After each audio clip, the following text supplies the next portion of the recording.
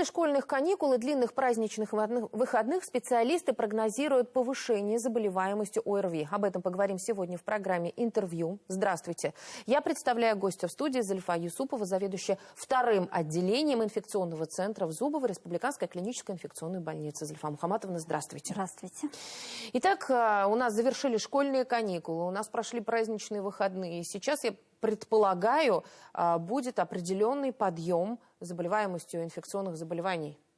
Ежегодно в осенне-зимний период мы ожидаем подъем, рост некоторой заболеваемости ОРВИ и подъем гриппа. На данный момент у нас в республике заболеваемость гриппом не зарегистрирована. Заболеваемость ОРВИ в штатном режиме достаточно идет небольшой подъем по сравнению. Да, прогнозируется небольшой подъем. Как обезопасить себя, чтобы не заболеть? Какие есть профилактические меры для того, чтобы избежать болезни? Если речь идет об острых респираторных вирусных инфекциях, то вакцинации нет против этих инфекций. И достаточно неспецифическая профилактика, то есть соблюдение здорового образа жизни, избегать людных помещений во время эпидсезона и по возвращению с улицы обрабатывать руки, мыть руки с мылом. То есть примерно достаточно неспецифически. Если есть необходимость выходить в многолюдное помещение, то вспоминаем те меры предосторожности, которые мы соблюдали при пандемии, и это наблюдать, надевать маски, избегать людных помещений. В отношении вируса гриппа есть эффективная вакцинация против гриппа. Вот если сейчас, Зульфа Мухаматовна, пойти в поликлинику и вакцинироваться, будет ли эффект от гриппа? На данный момент случаев гриппа по нашей республике не зарегистрировано. Вакцинация против гриппа началась еще в сентябре и по сей день продолжается. Если пойдете, сделаете сейчас, то есть шанс, что иммунитет успеет выработаться. Но делать это надо в ближайшие дни. Зульфа Мухаматовна, вот одни из специалистов говорили о том, что у нас, я не говорю сейчас именно только о республике, я говорю в целом по стране, будет распространено две разновидности гриппа. Это гонконгский и свиной. И гонконгский якобы больше подвержен именно, гонконгскому гриппу больше подвержены пенсионеры, а свиному дети. Вот скажите, это не журналистские присказки? Ежегодно эпидемиологи проводят мониторинг и исследования и прогнозируются определенные штаммы, которые будут циркулировать в каждом году в прогнозируемом эпидсезоне. Но это имеет значение больше для проведения вакцинации. То есть ежегодно обновляется состав вакцины и делается именно вакцина, которая подходит под те штаммы вируса, которые ожидаемы в этом году. Грипп само по себе тяжелое инфекционное заболевание и приводит к достаточно серьезным осложнениям, поэтому в зависимости от штаммов здесь такой явной корреляции нету.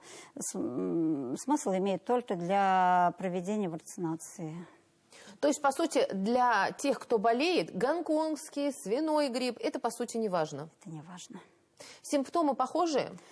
Симптомы одни и те же, это один и тот же вирус, то есть высокая температура, умеренные катаральные явления, сильная головная боль, светобоязнь, температура не снижается приемом жаропонижающих, и осложнения примерно такие же, как и у всех вирусов гриппа. В данном случае самолечением заниматься бесполезно и не нужно, последствия могут быть? При гриппе есть достаточно серьезные осложнения, такие как пневмония, такие как менингиты, менингоэнцефалиты, которые нередко приводят к летальным исходам. Поэтому самолечением заниматься не надо, если высокая температура, если температура не снижается жаропонижающими, и необходимо обращаться к врачу по месту жительства. Сейчас распространенный такой вирус, как Коксаки, насколько он у нас в республике часто встречается?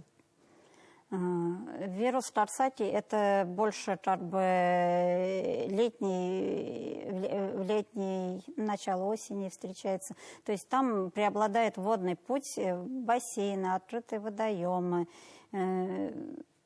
передаются в основном ТАР. И поэтому на данный момент особой эпидопасности не представляет. Есть случайные спорадические случаи, а ТАР встречается. Ветрянка. Вот очень много писали и говорили о ней, что у нас сейчас вот закрывают детские сады и так далее. Насколько это соответствует реальности или все-таки это больше раздуто? Это соответствует реальности. Дело в том, что есть вакциноуправляемые инфекции и есть инфекции, против которых не проводится массовая иммунизация, и ветрянка относится к таким инфекциям. Эти инфекции живут как бы по эпидемиологическим законам, и цикличны, характерна для них цикличность. И каждые 4-5 лет ожидается подъем, когда появляется неиммунная прослойка, когда начинает вот именно формироваться вот эта иммунная прослойка. И здесь еще связано с активной миграцией к нам мигрантов из других регионов, из других стран, студентов, рабочих мигрантов, которые не болели ранее ветрянкой. То есть у нас сейчас достаточно часто встречается ветрянка, причем как среди детей, так и среди взрослых. У нас идет подъем заболеваемости по сравнению с прошлым годом за тот же период, то есть идет как бы более чем в 2 раза подъем, но опасаться нечего. Ветряная оспа протекает достаточно так доброкачественно, без осложнений. Редко встречаются осложнения. Госпитализация здесь не требуется? При необходимости требуется, если развиваются определенные осложнения. Если пациент болеет тяжелой формой ветряной оспы, то госпитализация необходима. А есть ли вакцинация от ветрянки? Вот вы, конечно, говорили о том, что есть вот именно такие вот болезни, которые не вакцинируются. Вакцина от ветряной оспы есть. Она проводится, есть в составе национальной. То есть у нас все вакцинации регламентированы национальным календарем Прививок. И в национальном календаре Прививок есть вакцинация от ветряной оспы по эпидпоказаниям лицам группы риска и военнослужащим, подлежащим призыву. То есть это все проводится. Не могу не спросить о ковиде. Какая сейчас у нас ситуация? Растет ли заболеваемость ковидом? Как он протекает? С какими симптомами? И все-таки вирусы же имеют такое свойство, как меняться. Поменялся ли ковид? Когда ковид появился в 2019-2020 году, это был новый вирус, с которым мы ранее не сталкивались. И на тот момент была пандемия. На данный момент, уже как и ранее прогнозировали, вирус ковида постепенно переходит в разряд обычных острых респираторных вирусных инфекций. То есть, да, заболевание протекает тяжело у коморбидных, у пациентов с тяжелыми сопутствующими заболеваниями, но уже наблюдается определенная цикличность, то есть уже появилась сезонность. И осенне-зимний период, как раз период подъема заболеваемости ковидом, ни много, ни мало, просто небольшой подъем по сравнению с весенне-летним периодом наблюдается. Ну и вакцинация тоже, соответственно, требуется, проводится. Вакцинации против ковида нету. Была разработана вакцина в 2020-2021 годах, активно проводилась вакцинация. И эта вакцина сыграла свою роль. То есть мы в определенный момент удалось немножечко сдержать этот вирус, удалось перевести ее в более легкую форму. Как вы помните, у нас вот омикрон появился, которым массово заболели, но пациенты переносили ковид достаточно легко. На данный момент необходимости вакцинации против ковида, да и в разработке вакцины против ковида нет. Это постепенно переходит в разряд обычных острых респираторных вирусных инфекций.